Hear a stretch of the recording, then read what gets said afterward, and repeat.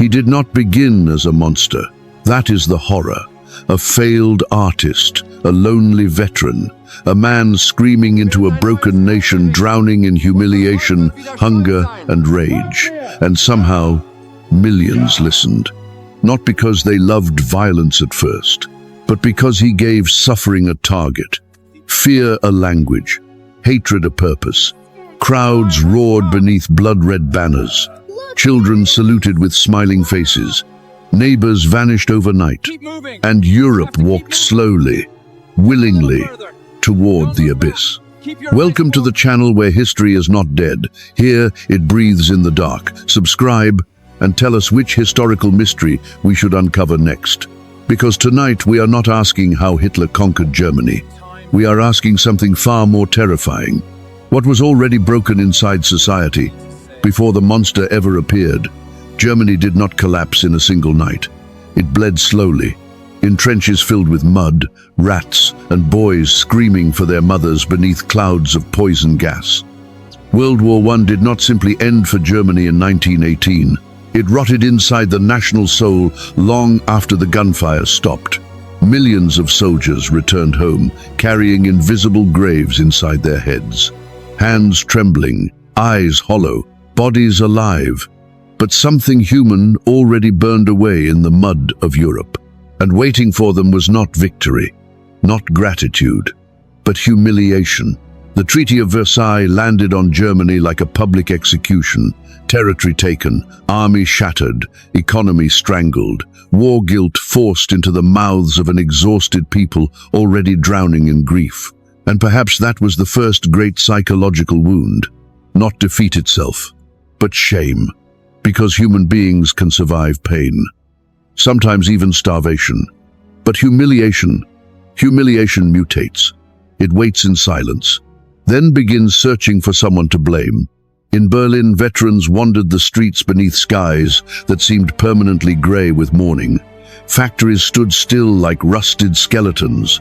Children listened from dark apartment corners as fathers whispered bitterly over candlelight about betrayal, politicians, enemies within. Germany did not merely lose a war. Many Germans felt reality itself had betrayed them. And when reality feels unbearable, lies begin to taste comforting. Then came hyperinflation. The numbers became so monstrous they no longer felt real. Workers carried wheelbarrows full of money just to buy bread. Mothers watched lifetime savings become worthless overnight. Old men sat frozen at kitchen tables staring at banknotes that could no longer feed their families. Some families burned stacks of paper currency inside their stoves. It was cheaper than firewood. A civilization once proud of its discipline, science, philosophy, reduced to feeding its own currency into flames just to survive another winter night. And somewhere inside that national humiliation, something dark began taking shape. Not yet Nazism, something older, more dangerous. Resentment. Because broken societies rarely ask, what did we do wrong? The far more seductive question is, who did this to us? That is where the poison entered. The stab-in-the-back myth, the lie that Germany had not truly lost the war militarily, but had been betrayed from within by politicians, civilians, traitors, Jews, socialists, invisible enemies hiding in the shadows. There was almost no evidence for it, but emotionally, it felt powerful, and emotional lies often survive longer than facts. A defeated people will often choose comforting myths over painful truths. That is one of history's cruelest patterns, because the moment suffering finds a scapegoat, morality begins collapsing quietly. You can almost feel it happening beneath the surface of Germany in the 1920s. The tension, the hunger, the humiliation thick in the air like smoke after a fire. Young men marched through streets looking for purpose, not truth, purpose. And in the middle of this chaos, in beer halls filled with anger and cigarette smoke, an obscure veteran with burning eyes discovered something terrifying. Fear could unify people faster than hope ever could. And crowds, frightened crowds, were far easier to control than free human beings. Before the crowds, before the banners, Before Europe learned his name in fear, there was simply a young man standing alone in Vienna, cold, hungry, invisible. Adolf Hitler arrived in the city carrying dreams of becoming an artist. Not a dictator, not a conqueror, an artist. But Vienna did not see genius when it looked at him. It saw mediocrity. Twice the Academy of Fine Arts rejected him. Twice official letters quietly informed him that he lacked talent. And perhaps history changed inside that humiliation. Because some people respond to failure by questioning themselves. Others survive by finding someone else to blame. Hitler drifted through the city like a ghost no one noticed. He slept in crowded shelters thick with the smell of sweat, wet coats, and hopelessness. Men coughed through the night beside him beneath flickering gaslight, faces hollow from hunger, eyes carrying private humiliations too heavy to speak aloud. The future dictator of Europe once wandered these streets as a man nobody listened to, and maybe that mattered more than history wants to admit. Because humiliation does strange things to fragile minds. It can deepen empathy, or it can create obsession. Vienna, at the beginning of the 20th century, was beautiful on the surface. Opera houses glowing gold beneath winter skies, horse carriages rattling across elegant boulevards. But underneath the beauty, the city trembled with tension. Nationalism, ethnic hatred, political extremism. Conspiracy theories whispered in cafes, thick with cigarette smoke. Hitler absorbed it all quietly, like dry wood absorbing gasoline. Years later, historians would ask a disturbing question. Did Hitler truly believe the hatred he preached? Or did he simply discover that hatred was useful? Because even then, he was studying people, studying resentment, studying fear. Studying how wounded men desperately searched for explanations large enough to justify their suffering. Then came World War I, and suddenly the lonely drifter found something he had never truly possessed before: belonging. The trenches gave him structure, purpose, identity, but they also deepened something darker. Imagine the sound. Artillery tearing open the night like the sky itself screaming apart. Mud swallowing bodies whole. Teenage soldiers shaking violently as rats crawled across corpses beside them. The metallic taste of blood and smoke trapped inside every breath. War stripped human beings down to their rawest instincts, and when Germany lost, Hitler took it personally. Not politically, personally. The defeat carved itself into him like a blade, because for men who build their entire identity around national pride, humiliation becomes unbearable. And unbearable emotions often demand enemies. After the war, Hitler discovered something chilling about himself. People listened when he spoke, not because he sounded wise, not because he offered complex solutions, but because he sounded absolutely certain. And in uncertain times, certainty becomes intoxicating. Witnesses described the strange atmosphere in those early beer halls. At first, listeners laughed at him, mocked his awkward appearance, his theatrical anger. Then slowly, the room changed. Voices softened, eyes locked onto him. Something emotional spread through the crowd like a fever. Because Hitler was not speaking to logic, he was speaking to humiliation, to fear, to wounded pride, to the desperate human need for meaning after collapse. And that was the real danger. Not the volume of his hatred, but the emotional hunger of the people hearing it. Germany was not yet ready for dictatorship, but it was becoming exhausted enough, frightened enough, humiliated enough to begin craving someone who sounded certain in the darkness. At first, Adolf Hitler looked ridiculous. A loud extremist shouting inside beer halls thick with sweat, spilled alcohol and cigarette smoke. Many Germans laughed at him. Some newspapers mocked him openly. And yet, history contains a terrifying pattern. Sometimes the most dangerous people arrive looking absurd.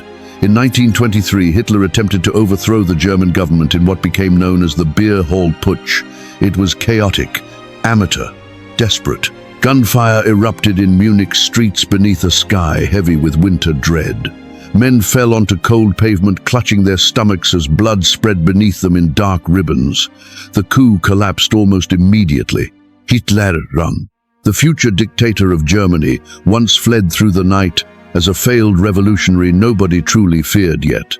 And then came prison. But prison did not destroy him. It refined him. That is one of history's darkest ironies.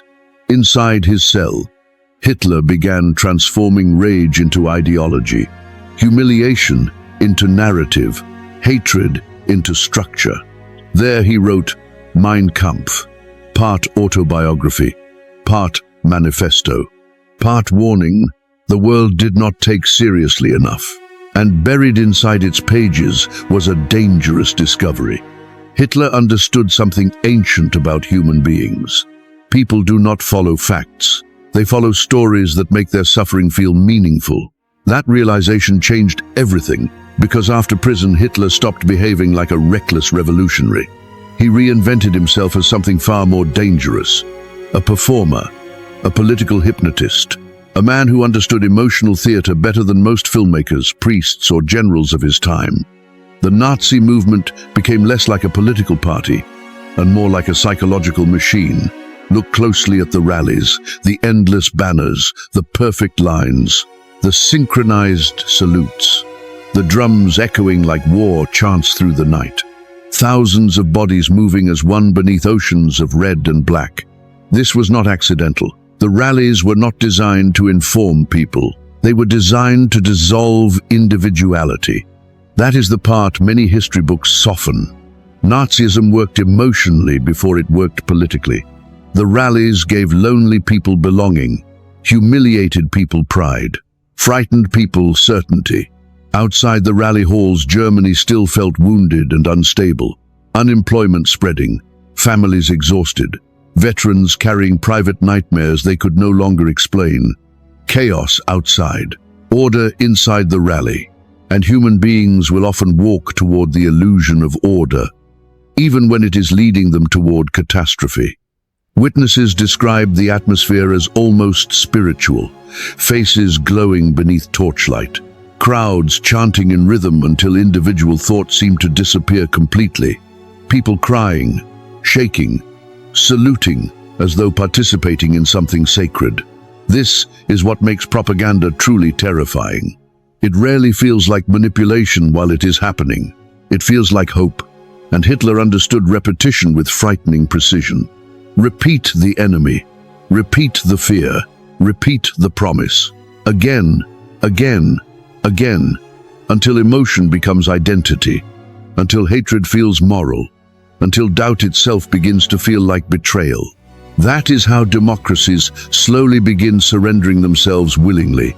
Not through one speech, not through one election, but through emotional exhaustion. And then, the Great Depression arrived. Banks collapsed, factories died. Bread lines stretched through frozen streets beneath skies that seemed to mourn with the nation itself. Millions lost jobs, homes, meaning. And suddenly, the man people once mocked no longer sounded absurd. He sounded certain. Germany stopped laughing at Hitler, and for the first time, millions began listening to him not as an extremist, but as a possible savior. Germany was starving for certainty, and desperate societies often mistake loudness for strength. The Great Depression crashed over Europe like a tidal wave of despair. Factories fell silent.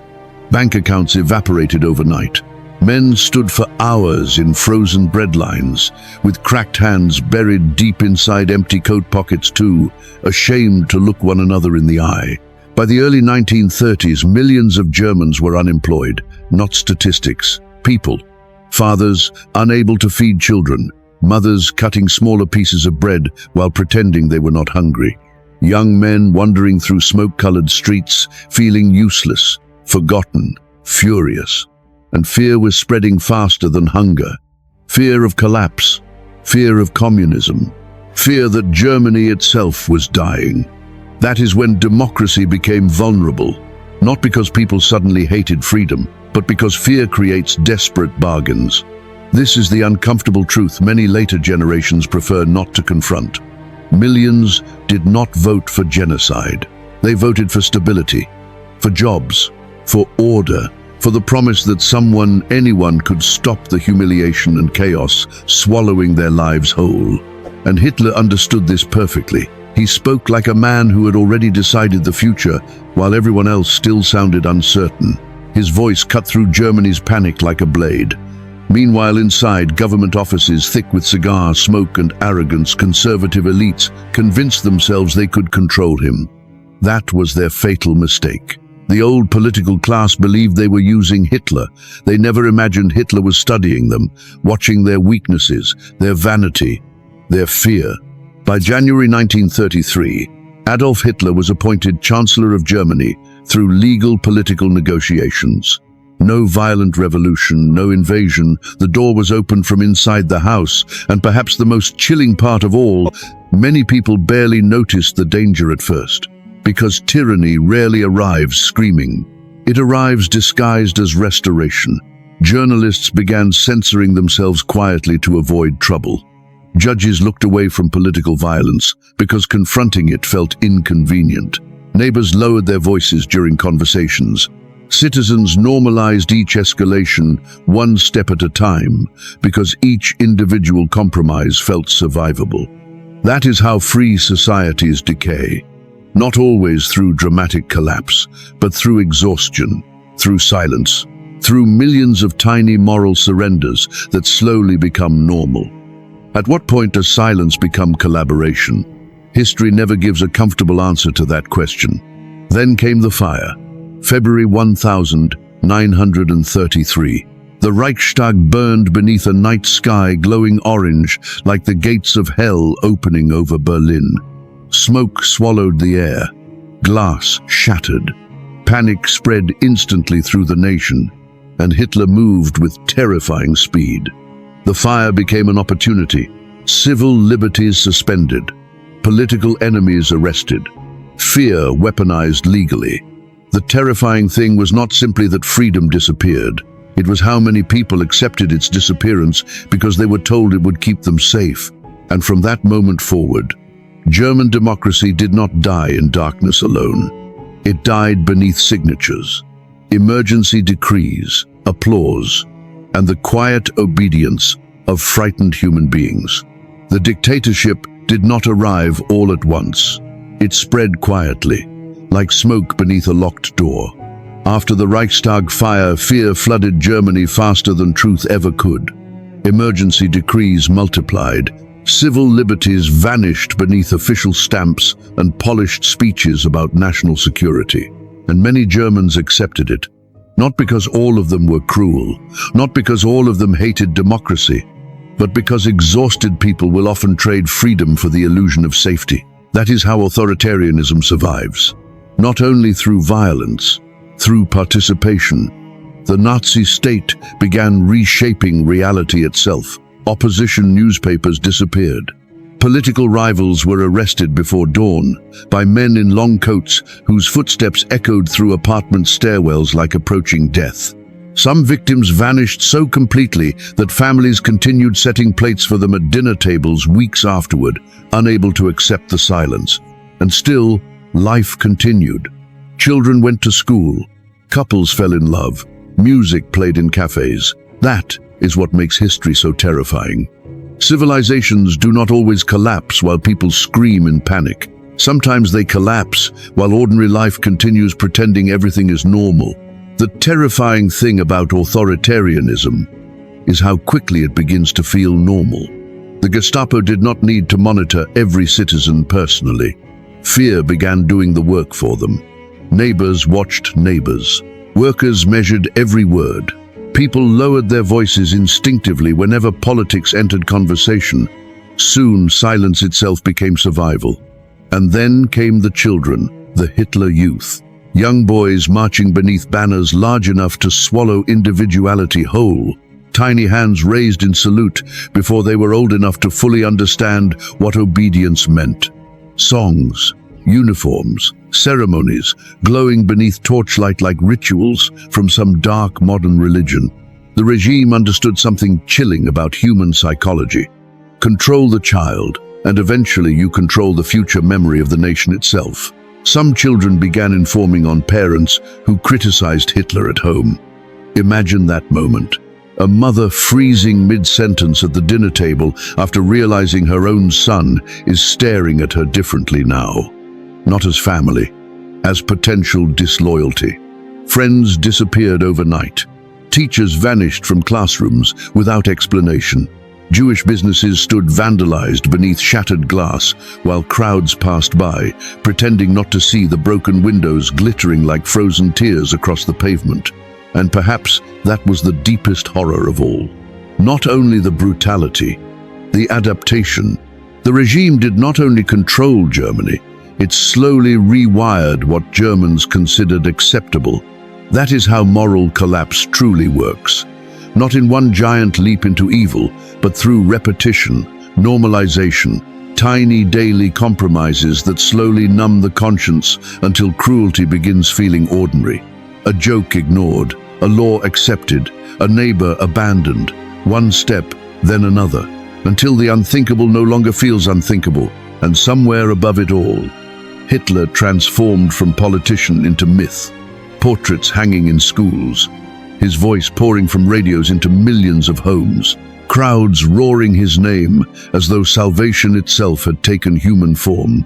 The cult of personality became suffocating, because once a leader becomes emotionally fused with national identity, criticizing him begins to feel like betraying the nation itself. That is the final stage of the trap. And by the time much of the world finally understood what Hitler truly was, the machine was already built, the fear already normalized, the hatred already institutionalized, and Europe was already beginning to burn. By the end, Europe no longer looked human. Cities burned beneath skies, blackened by ash and grief. Cathedrals stood hollow like broken ribs against the horizon. Railway tracks disappeared into camps where smoke rose day and night, and the air itself carried the smell of death. Millions gone, not numbers. Voices, mothers, children, entire futures erased before they could even begin. And still, even as Germany collapsed into ruin, many continued believing in Hitler. That may be one of the most frightening truths in modern history. Even with bombs falling across Berlin, even with starving civilians hiding in basements while the earth shook above them like the wrath of God itself, some remained loyal until the very end. Why? Because once a political movement becomes emotional identity, facts alone can no longer destroy it. That is the final stage of mass delusion. The regime had fused itself to wounded pride, fear, humiliation, and belonging so completely that abandoning Hitler no longer felt like changing political opinions. It felt like destroying the last meaning left in their shattered world. And somewhere beneath the ruins of Berlin, Adolf Hitler spent his final days underground, paranoid, aging rapidly, hands trembling, eyes hollow from sleeplessness and collapse. The man who once stood before roaring crowds now sat buried beneath concrete, while the empire he promised would last 1,000 years died around him in fire.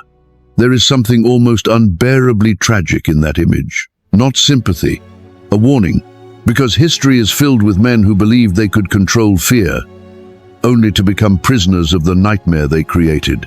Then came the silence, gunshots above, walls trembling from Soviet artillery, smoke choking the last breath from a dying regime, and finally, Hitler was gone. But here is the part history still struggles to confront honestly. Did one man truly create all of this alone, or did millions slowly build the conditions that allowed him to rise? Perhaps the darkest truth in history is that monsters rarely rise alone. Hitler did not invent hatred. He did not invent tribalism. He did not invent propaganda, fear, scapegoating, or the human hunger for simple answers during chaotic times. Those instincts already existed deep inside civilization itself.